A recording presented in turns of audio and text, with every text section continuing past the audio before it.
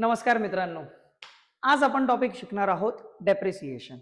आता basically depreciation काय असतं? डेप्रिसिएशनला आपण मराठीत म्हणतो घसारा. हा टॉपिक बराच विद्यार्थ्यांना प्रॉब्लेम देत असतो. आता प्रॉब्लेम देण्यासारखं काय या टॉपिक मध्ये? ज्या विद्यार्थ्यांचा फायनल अकाउंट झालेला आहे किंवा ज्या विद्यार्थ्यांना कॉलेजमध्ये फायनल अकाउंट पहिले शिकवलेलं आहे त्यांच्यासाठी मला महत्वाचं आहे की तुम्ही एक डेप्रिसिएशनची ऍडजस्टमेंट करतात. त्या ऍडजस्टमेंट मध्ये जे बॅलन्स शीट ड्रॉ केलेलं असतं, बॅलन्स शीटच्या ऍसेट साइडला समजा तुम्हाला मशिनरी आलेलं आहे तर तुम्ही काय करतात, तिथे ऍडजस्टमेंट असते डेप्रिशिएट मशिनरी बाय 5%. राईट. तुम्ही काय करता, तुम्ही सोपं करता, तुम्ही इथे डेप्रिसिएशन लिहितात @5% लिहितात आणि मायनस करतात. पण हा डेप्रिसिएशन कन्सेप्ट काय? ही डेप्रिसिएशन म्हणजे म्हणण्याचा उद्दिष्ट काय आहे माझा की एखादी वस्तू, एखादी पर्टिक्युलर ऍसेट जेव्हा आपण वारंवार वापरतो, आपण ती यूज करतो, त्या वस्तूची व्हॅल्यू काय होत असते, आपली डाऊन होत असते. त्या व्हॅल्यूची किंमत कमी होती. त्या त्या पर्टिक्युलर पर्पजला, त्या पर्टिक्युलर गोष्टीला आपण म्हणतो घसारा आणि इंग्लिशमध्येच त्याला आपण काय म्हणतो, डेप्रिसिएशन. एक्झामच्या दृष्टीने हा विषय महत्वाचा आहे आणि मी फक्त आपल्या बेसिक 11वी 12वी साठी नाही म्हणत आहे. तर जर तुम्ही सीए फाउंडेशनचा विचार करता तर डेप्रिसिएशन हा फार महत्वाचा टॉपिक आहे आणि हा शिकणं फार गरजेचं आहे. इथे तरी तुम्हाला फक्त दोन मेथड्स मी शिकवणार आहे, फिक्स इन्स्टॉलमेंट मेथड आणि रिटर्न डाऊन व्हॅल्यू मेथड. पण तिथे तुम्हाला ॲन्युइटी मेथड, अशा वेगळ्या वेगळ्या मेथड्स आहेत, त्या मेथड तुम्हाला शिकायच्या आहे. ठीक आहे. सो डेप्रिसिएशन पुढे तुम्हाला जे करायचं आहे त्याच्यासाठी आत्ता जर आपला बेस चांगला झाला, आपण जर डेप्रिसिएशन आत्ता प्रॉपरली शिकलो किंवा जी कन्सेप्टचा कोर आहे तो कोर जर तुम्हाला लक्षात आला तर तुम्ही हे प्रॉपरली सॉल्व्ह करू शकता. ओके. सो मेन कन्सेप्ट एक लक्षात घ्या की डेप्रिसिएशन काय आहे. जसं मी सांगितलं, डेप्रिसिएशन म्हणजे काय, घसारा. आता हा जो डेप्रिसिएशन आहे हा तुमचा फिक्स असेट्स वर अप्लाय होत असतो. डेप्रिसिएशन तुम्ही मशिनरीवर चार्ज करू शकता. हा डेप्रिसिएशन तुम्ही फर्निचरला देऊ शकता. हे डेप्रिसिएशन तुम्ही मोटर व्हॅनला देऊ शकता. हा डेप्रिसिएशन तुम्ही बिल्डिंगला देऊ शकता. पण एक महत्वाची गोष्ट की जेव्हा आपण डेप्रिसिएशन शिकतो आणि आपल्याला जर लँड दिलेलं आहे तर लँडवर डेप्रिसिएशन लागत नाही. Land is appreciable asset. Land कितीही तुम्ही यूज करा त्या लँडची किंमत कमी होणार नाही. सोपं एक एक्झाम्पल सांगतो. माझ्याकडे समजा 100 स्क्वेअर फूट जागा आहे किंवा त्या जागेवर मी एक कन्स्ट्रक्शन केलं. ठीक आहे. 5 वर्ष मी बिझनेस चालवलं. 5 वर्षानंतर त्या बिझनेस जो कन्स्ट्रक्शन केलेला होता तो पूर्ण डिस्ट्रॉय केला, कोलॅप्स केला. तिथे नवीन कन्स्ट्रक्ट करण्यासाठी मी काही फॅसिलिटी करण्यासाठी, नवीन काही चालू करण्यासाठी जुनं स्ट्रक्चर तोडून नवीन स्ट्रक्चर उभारलं. पण जी खालची लँड आहे त्या लँडची व्हॅल्यू गेली का आपली? नाही. So land is non depreciable asset. तुम्हाला जरी ऍडजस्टमेंट मध्ये आलं की land and building is depreciated, land and बिल्डिंगची आपण व्हॅल्यू काय केली, डेप्रिशिएट केली, तर तो जो डेप्रिसिएशन असतो तो बिल्डिंगवर असतो, लँडवर नाही. ही गोष्ट लक्षात ठेवण्यासारखी.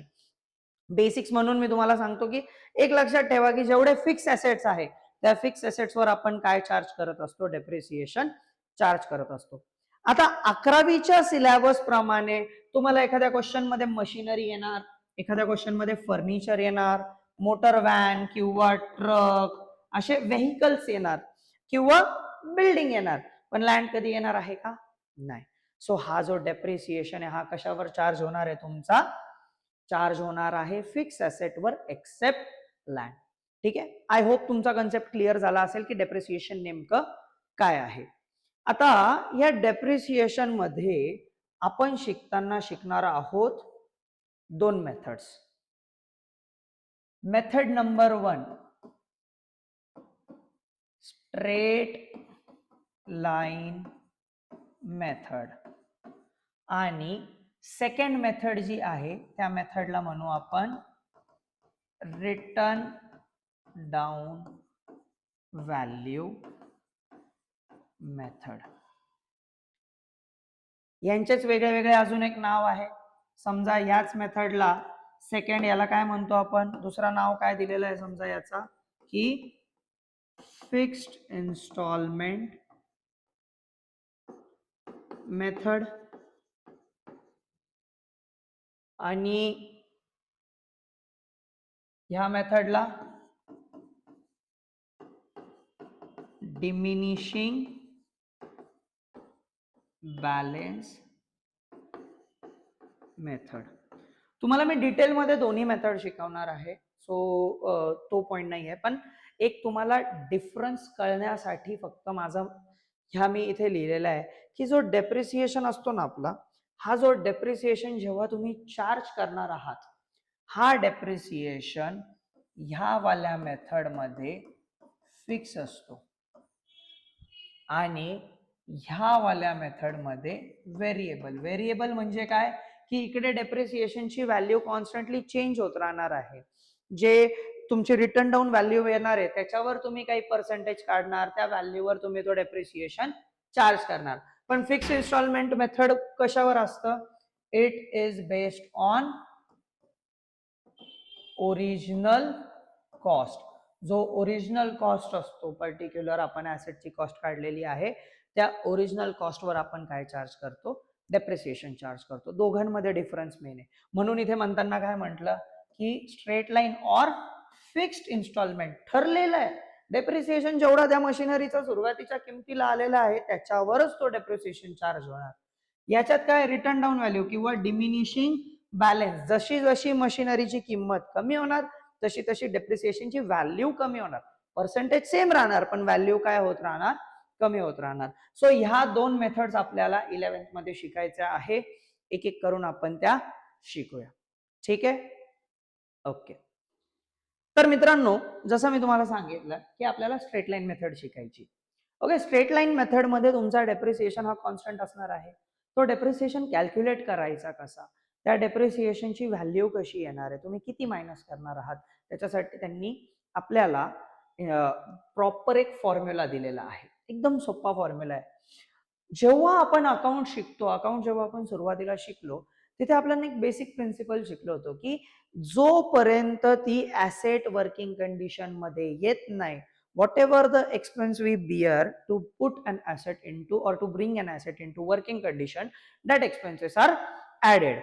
जर्नल एंट्री आपण जेव्हा शिकत होतो तेव्हा जर्नल एंट्री मध्ये सुद्धा आपण त्या गोष्टी केल्या होत्या की समजा एखादा कॅरेज आलेला आहे त्याच दिवशी ती मशिनरी आणण्यासाठी, किंवा इन्स्टॉलेशन पे केलेले किंवा वेजेस वगैरे काही पे केलंय त्या इन्स्टॉलेशन साठी, तर आपण काय करतो ते ऍड करत असतो. इथे सुद्धा तीच कन्सेप्ट आहे. ठीक आहे, जेव्हा मला डेप्रिसिएशन कॅल्क्युलेट करायचं आहे त्याचा फॉर्म्युला त्यांनी फार सोपा दिलाय. सर डेप्रिसिएशन काय आहे, डेप्रिसिएशन म्हणजे ज्या प्राइसवर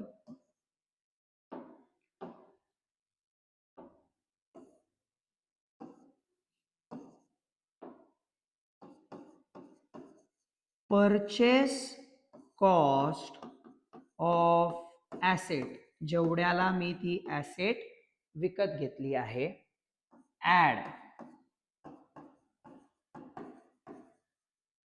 incidental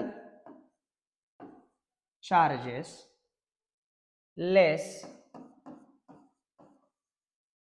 scrap value divided by number of years of estimated life. ठीक आहे, जेवढी त्या मशिनरीचा आयुष्य आहे. आता काय आहे याच्यात, जनरल सिनारिओ मध्ये कसं असतं ना की कॉस्ट ऑफ ऍसेट आहे किंवा हे आहे, मुलं त्या गोष्टीमध्ये कन्फ्यूज होत असतात. आपल्याला ती गोष्ट करायची नाहीये.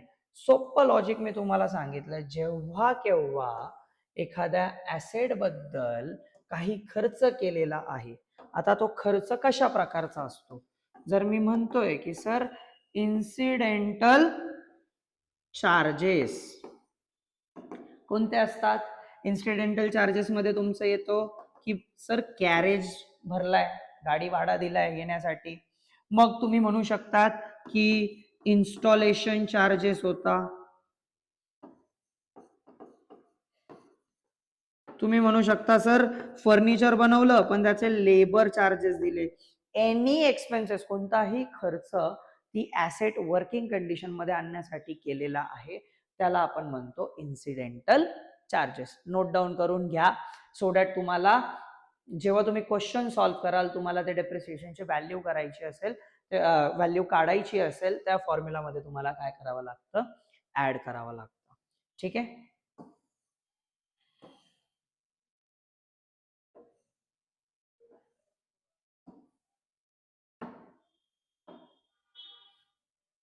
आता क्वेश्चनच्या हिशोबाने चालू आपण एक क्वेश्चन ड्राफ्ट करू, त्या क्वेश्चनच्या बेसिसवर आपण सॉल्व्ह करू. ओके. मी एखादी ऍसेट विकत घेतली, कितीला? मी ऍसेट घेतली 1,00,000 रुपयाला. ठीक आहे, परचेस कॉस्ट होती माझी. त्या ऍसेटला माझ्या फॅक्टरी पर्यंत आणण्यासाठी खर्च आला 20,000. जो कॅरेज होता त्याचे खर्च किती आला, त्याचा खर्च किती आला मला 20,000. आणि स्क्रॅप व्हॅल्यू म्हणजे काय की जेव्हा ती ऍसेट ऑब्सोल्यूट होणार, जेव्हा ती ऍसेटची व्हॅल्यू डाऊन होणार, घसरून घसरून जेव्हा आपण स्क्रॅप म्हणजे भंगार, जेव्हा ती ऍसेट मी विकायला काढणार की यापुढे त्या ऍसेटची मला व्हॅल्यू नाही आणि त्या पूर्ण मशिनरीचा त्या ऍसेटचा मी कस काढलाय अख्खा, ती पुढे कोणालाही उपयोगी येणार नाही आहे. मग लोखंड असो, एखादी मशिनरी, मग त्याचं लोखंड किंवा त्याच्यातले गेअर्स वगैरे हे कोणत्या दुसऱ्या मशिनरीसाठी यूज होऊ शकतात. तर असे जे पर्टिक्युलर असतात ते कशात जातात, स्क्रॅप मध्ये जातात, त्याची मला काही ना काही सर्टन व्हॅल्यू मिळते. मग ह्या एक्झाम्पल मध्ये आपण अज्युम करू की मला स्क्रॅप मध्ये भेटताना फक्त 10,000 रुपये भेटणार आहे. ठीक आहे. आणि ही जी मशिनरी आहे ही मशिनरी मी 10 वर्षांसाठी वापरू शकतो. For 10 years I can use this machinery. ही 10 वर्षांसाठी वापरू शकतो. आता मला व्हॅल्यू काढायची. थोडं कॉमन सेन्स लावूया आपण. सर आपण 1,00,000 रुपये ती मशिनरी आणायला दिले आणि त्याच्यावर मला खर्च किती आला ती मशिनरी आणण्यासाठी 1,20,000. बरोबर. पण ही जी स्क्रॅप व्हॅल्यू आहे मला एक सर्टन टाइम फ्रेम नंतर ते 10,000 रुपये परत मिळणार आहे. ते 10,000 रुपये माझ्याकडे परत येणार आहे. जर ते 10,000 परत येणार आहे तर या 1,20,000 मध्ये मी इन्क्लूड करायचं का? नाही. म्हणून स्क्रॅप व्हॅल्यू काय करत असतो आपण, मायनस आणि 10 वर्षांसाठी, म्हणजे 1,10,000 रुपये मला वापरायचे आहे.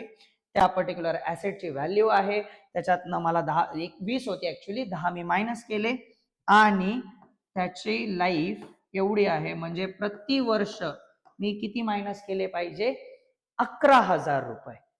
ठीक आहे. तर ह्या बेसिसवर आपण काय डेप्रिसिएशन कॅल्क्युलेट करतो, म्हणजे प्रति वर्ष जेव्हा मी 11,000 रुपये हे फिक्स इन्स्टॉलमेंट मेथडसाठी सबस्ट्रॅक्ट करत जाईल, आफ्टर 10 years 10 वर्ष झाल्यानंतर जी व्हॅल्यू मला खाली शिल्लक राहणार आहे ती फक्त 10,000 रुपये राहणार आहे. आणि ही 10,000 रुपये कोणती व्हॅल्यू आहे, माझी स्क्रॅप व्हॅल्यू आहे. ठीक आहे. फॉर्म्युला लिहून घ्या बुकमध्ये, नोट डाऊन करा. मी तुम्हाला प्रॅक्टिससाठी काही क्वेश्चन इथे स्क्रीनवर देणार आहे, तुम्ही त्या क्वेश्चनची प्रॅक्टिस करा आणि ही जी कन्सेप्ट आहे की डेप्रिसिएशन कसा कॅल्क्युलेट करायचा हे तुमचं पक्क होऊन जाईल. पुढच्या लेक्चरमध्ये आपण डिस्कस करूया की जर्नल एंट्रीज काय असतात, जर्नल आपण कसा मेंटेन करायचा, त्याचे लेजर अकाउंट्स कसे बनवायचे या पर्टिक्युलर डेप्रिसिएशनच्या रिलेटेड मध्ये. सो फॉलो दिस चॅनल, सबस्क्राईब करा, लाईक करा, शेअर करा. हा एकमेव चॅनल आहे जो मराठीमध्ये तुम्हाला अकाउंट शिकवतो आहे आणि आपल्या ग्रामीण भागातील विद्यार्थी असेल किंवा ज्यांना मराठीमध्ये आपल्या मातृभाषेत कळत असेल सर्वांना या गोष्टीचा फायदा होईल. तर चॅनलला लाईक करा, शेअर करा आणि सबस्क्राईब करा. भेटूया पुढच्या व्हिडिओमध्ये. धन्यवाद.